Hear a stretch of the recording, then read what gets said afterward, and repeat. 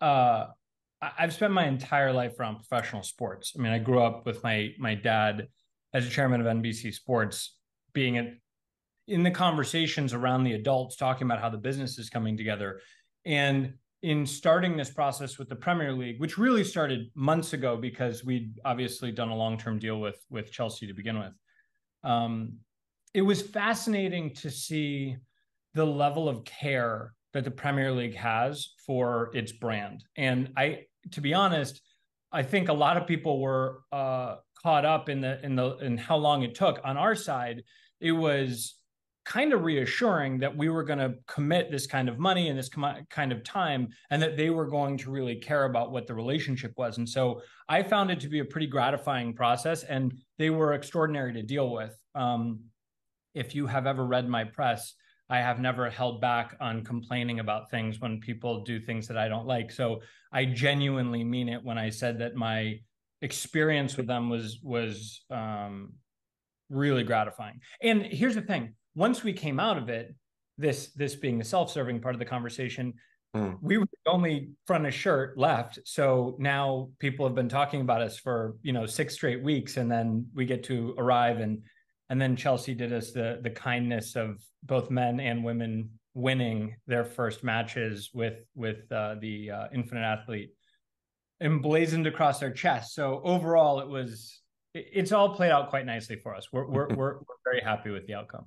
You two, I mean, you're very experienced in what you've done, and as is Todd and his team and the owners of Chelsea, but not experienced in Premier League or European or English football at all. And I saw you speaking the other day about how you've known Todd for a long time and how impressive he is. And you must be aware that the English press is saying, "Oh my God, Chelsea's just gone mad. They're spending all this money. They're not winning any matches. It's all going to end in tears." But what's your view from your side of the camp? Sports ownership is a really complicated thing because you can only do so much, and then fate does play a certain role in it. And I think that you have to look at the history. I mean, for Todd, when he bought the Dodgers in professional baseball, the Dodgers had really they'd atrophied to the point of like not being able to do anything. And now they're perennial playoff contenders. They're constantly in the conversation for the World Series. And so you have to look at how I think he looks at the world, which is he's not looking at like 3, 6, 9 month increments. He's looking at like decades of ownership. And I've always appreciated that about him and Bedard and Jose and sort of the ownership group.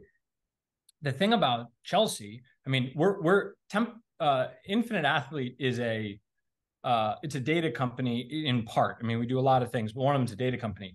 It was a very easy decision to choose Chelsea as the team we wanted to partner with, because they went from just about the oldest team in the Premier League to the youngest team in the Premier League. If you look at their expected points in every match, they are the only team in the entire Premier League who has had a higher expected points in every match they've played so far this season and going back to the end of last season in their head-to-head matchups, which suggests that over the course of a season, they are a team that is very formidable and also really just starting to figure out gelling.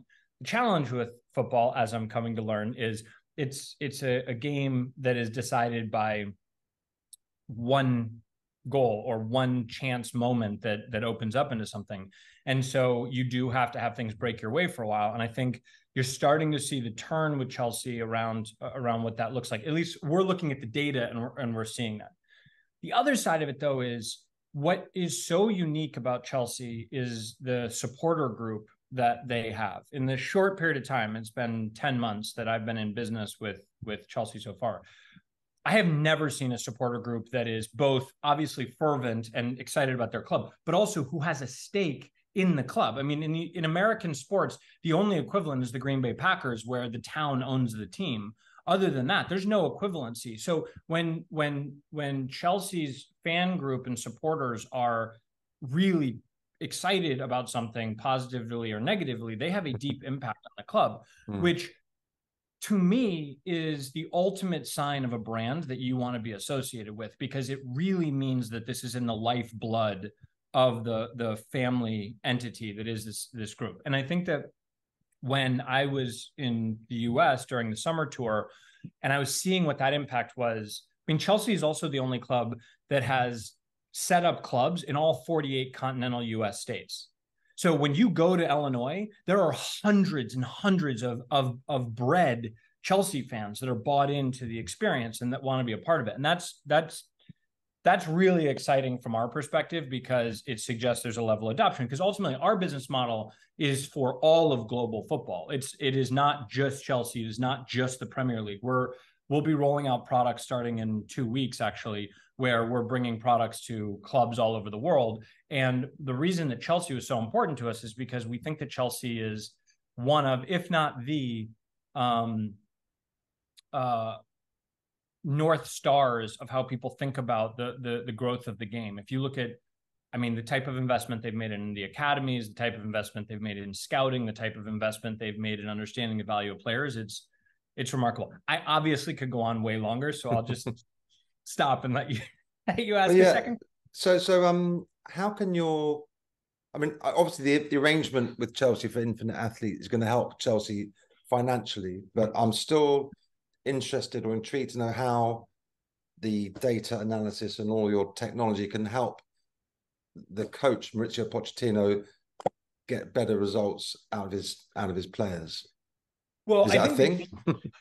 Absolutely. The game of football is incredible because it is a game of deep athleticism and endurance. And if you take the women's game, for example, when you see how much lower extremity injuries like ACL tears, MCL tears really affect the match, that a big part of our offering as a company is that we bought this company, BioCore, who is the world's leading player health and performance and safety company in the world. And they have products around lower extremity prevention, injury prevention and detection.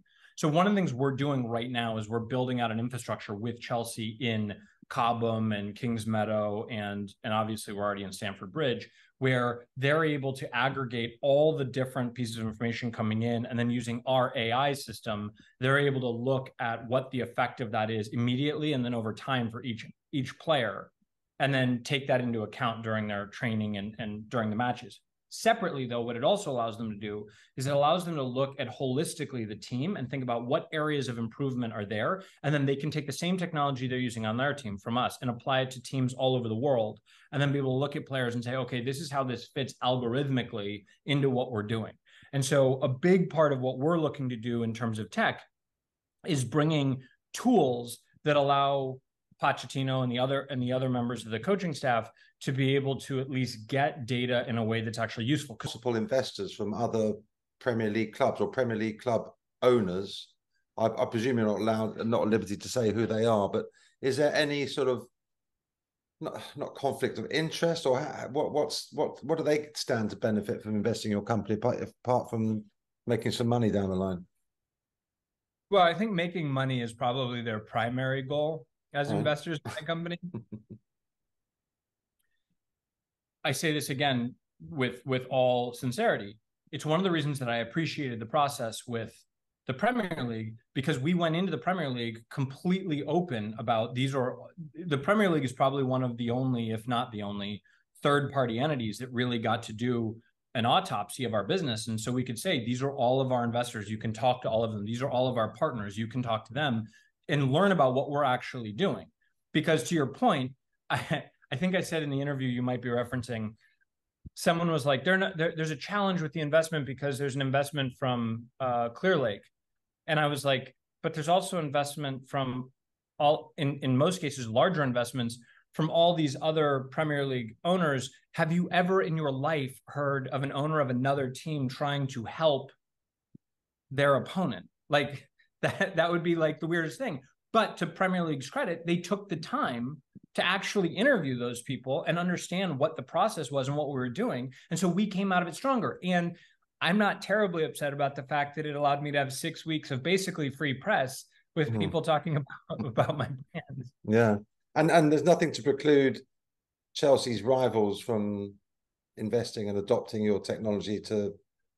No, we're doing it. I mean, not at all. In fact, we're we are currently negotiating with close to a majority of the Premier League clubs to sign deals to use our technology. So like, and that's a separation you have to understand. Like we did the front of shirt deal because we wanted the world to know what Infinite Athlete was. Like that is the primary reason we did that deal.